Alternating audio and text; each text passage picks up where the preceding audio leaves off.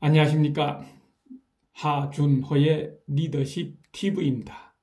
오늘은 26번째 강의로서 지난 시간에 이어서 오기 장군에 대한 이야기를 좀 더 해보고자 합니다. 오기 장군은 무후왕을 모셨다고 이야기했습니다. 어느 날 무후왕이 오기 장군에게 이런 질문을 했습니다. 국가의 기강을 세우고 내부 결속력을 끌어내려면 무엇이 필요할까요? 하고 물었습니다. 그때 오기 장군은 이렇게 대답을 했죠. 그것은 바로 지도자의 덕입니다. 군주의 덕입니다. 하고 이야기했습니다. 그러면서 군주가 갖추어야 할 덕 4가지를 이야기를 했죠. 도, 의, 예, 인이라고 이야기했습니다. 도라는 것은 꾸준히 기본 원칙에 따라 행동하며 장깨를 부리지 않는 것을 의미한다 하는 것이고, 의라는 것은 비난받을 일은 하지 않으며 항상 옳은 길로 가는 대의 명분을 의미하며, 예라는 것은 비겁하거나 치사한 방법을 쓰지 않고 분별력 있게 행동하는 것을 말하며, 인이라는 것은 자기 마음대로 행동하지 않고 상대 기분이나 처지를 배려하는 마음이다. 쉽게 얘기해서 군주라고 해서 군주 마음대로 행동하는 것이 아니라 백성들의 기분이나 백성들의 처지를 배려하는 마음에서 행동해야 된다 하는 겁니다. 그렇다면은 지금 2500년 전에 이것이 필요했는데 지금은 그럼 필요하지 않을까요? 지금 우리 대통령은 또 우리 회사 사장이나 회장은 꾸준히 기본 원칙에 따라서 행동하며 장깨를 부리는 일은 없습니까? 또 백성들로부터 비난받을 일은 하지 않으며 항상 옳은 길로 가는 대의 명분만을 내세웁니까? 그 다음에 3번째, 대통령으로서 비겁하거나 치사한 방법을 쓰지 않고 분별력 있게 행동합니까? 아니면은 자기가 모든 권력을 다 잡았다고 해서 자기 마음대로 행동하고 있지는 않습니까? 백성들의 기분이나 지금 현재 백성들의 처지를 알고 배려하는 마음으로 정치를 하고 있습니까? 한번 판단해 볼 필요가 있지 않느냐 하는 겁니다. 자, 그리고 또 오기 장군은 그 4가지에 대해서 이렇게 또 설명을 했습니다. 도를 지키면 근본으로 돌아가 원점으로 되돌릴 수 있고, 의를 행하면 큰일을 해내고 공적을 올릴 수 있으며, 예를 따르면 손해를 줄이고 이익이 생기고, 인을 행하면 업적을 유지하고 성과를 얻을 수가 있다. 쉽게 이야기해서 군주나 사장으로서 또는 지도자, 리더로서 그 자리를 유지할 수가 있다 하는 겁니다. 그러면서 이런 이야기를 했죠. 옛 군주들은 먼저 신하들을 교육시키고 백성의 단계를 도모시킨 후에 군주가 결단을 내렸다 하는 겁니다. 쉽게 이야기해서 신분이 귀하고 지위가 높아도 도에 어긋나고 의에 벗어난 행동을 하면 반드시 자멸하며 결국 모든 것을 잃게 된다는 것입니다. 그래서 군주의 덕이 대단히 중요하다 하는 거죠. 그 다음에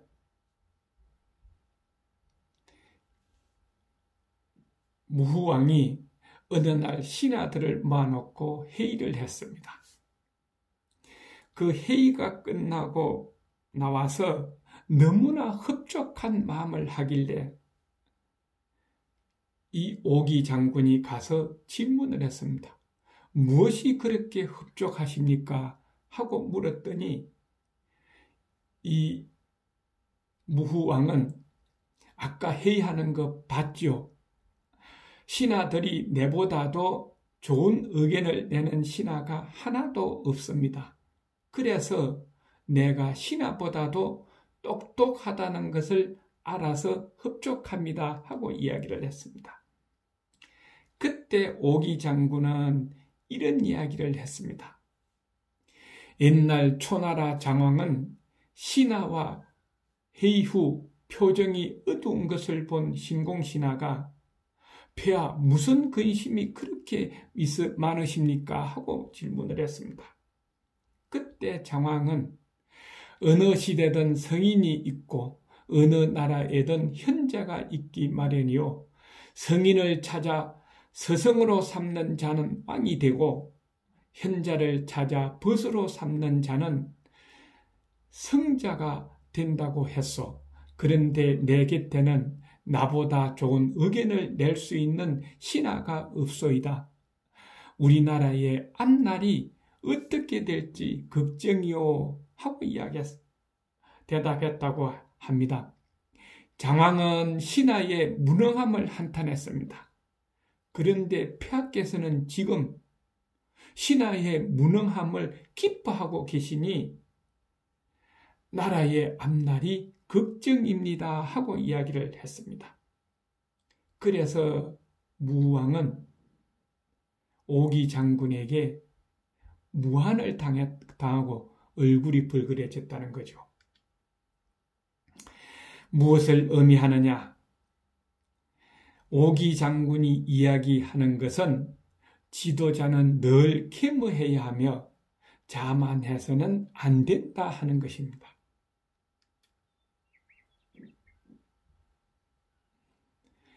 그 다음에 이제 또 오기 장군이 무왕을 모시고 배를 타고 서하강을 따라 내려가다가 주변 경치를 둘러보며 무왕이 오기 장군에게 이야기했습니다. 저 험준한 지형을 보십시오. 정말 훌륭하지 않소? 저것이야말로 우리나라의 보물이요 하고 이야기했습니다. 그때 오기 장군은 감격에 차 있는 무후왕에게 찬물을 끼얹었습니다. 나라의 보물은 지형이 아니라 임금님의 덕이라는 사실은 여러 사례를 통해서도 잘 알 수 있습니다. 만약 폐하께서 덕을 쌓지 않는다면 이 배에 함께 타고 있는 모든 사람들까지도 폐하에게 등을 돌릴 것입니다 하고 이야기를 했습니다. 한번 생각해 볼 필요가 있지 않겠습니까? 만일 현 시대에 이 의견이 틀리겠습니까?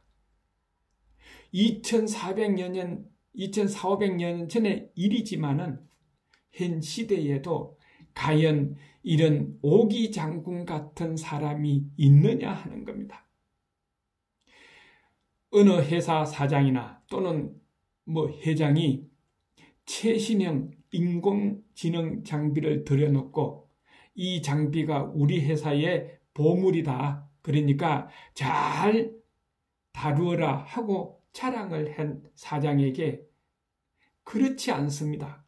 사장님의 덕이 더 중요합니다 하고 직언을 할 어떤 임원이 있을까요? 참모가 있을까요? 그런 참모가 회사의 재산이다 하는 겁니다. 회사의 보물이다 하는 거죠.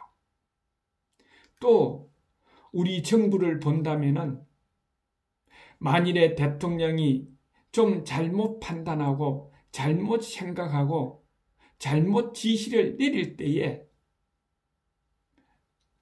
대통령님 그거는 이러이러해서 안 됩니다. 이렇게 해야 됩니다 하고 지근을 하는 참모나 장관들이 있느냐 하는 겁니다. 만일 그런 장관이나 참모가 있었다면 이 우한 폐렴 때문에 지금 나라가 이렇게 혼란스럽고 어지럽게 되지는 않았을 거다 하는 겁니다. 그래서 한 가지 예를 들고자 합니다. 정관정료에 나오는 이야기입니다. 정관정료는 옛날 임금이 되려면 필수적으로 읽어야 할 책 중 제왕학의 하나다 하는 겁니다. 거기에 보면은 이런 말이 있죠. 군주 신수다. 군주는 배고 백성은 물이다 하는 겁니다. 물은 배를 띄우기도 하지만은 배를 전복시키기도 한다 하는 거죠. 또 정관정료에 보면은 이런 말이 있습니다. 유수청탁제기원이다. 흐르는 물의 맑고 탁함은 그 근원에 달려있다. 제일 위에가 맑고 깨끗해야 아래가 맑고 깨끗하다는 겁니다. 위에 물이 탁하고 나쁘면은 오염되어 있으면은 밑에 물은 아무리 깨끗한 물이 갔다가 흘러도 결국은 탁하게 된다는 거죠. 그래서 나라는 대통령이 제일 중요하다 하는 겁니다. 그래서 초나라 장왕이 첨하라는 hen인을 초대하여 정치의 요체에 대해서 질문을 했습니다. 나라를 잘 다스리려면 어떻게 하면 되겠소? 하고 물으니까 첨하가 이렇게 대답을 했습니다. 군주가 올바르게 나라를 다스렸는데 나라가 어지러워졌다는 이야기를 들어본 적이 없으며 또한 군주가 올바르지 않는데 나라가 평온해졌다는 이야기도 들어본 적이 없습니다 하고 이야기했습니다. 그러니까 장왕은 바로 첨하를 보면서 그대가 우리나라의 보배요 하고 이야기를 했습니다. 무엇을 의미하느냐? 제일 먼저 지도자나 리더나 쉽게 이야기해서 사장이나 아니면은 대통령이나 장관이나 권력을 가지고 있는 지도자가 깨끗하고 자기 자신부터 다스려야 된다 하는 겁니다. 그래야 백성들이 따른다는 거죠. 요즘 세태에 한번 생각해 볼 필요가 있지 않느냐 하는 겁니다. 오늘은 여기에서 끝내겠습니다. 다음에는 제왕학의 교과서라고 할 수 있는 정관정료에 대해서 조금 더 이야기를 해보고자 합니다. 수고하셨습니다. 리더십 TV였습니다. 안녕히 계십시오.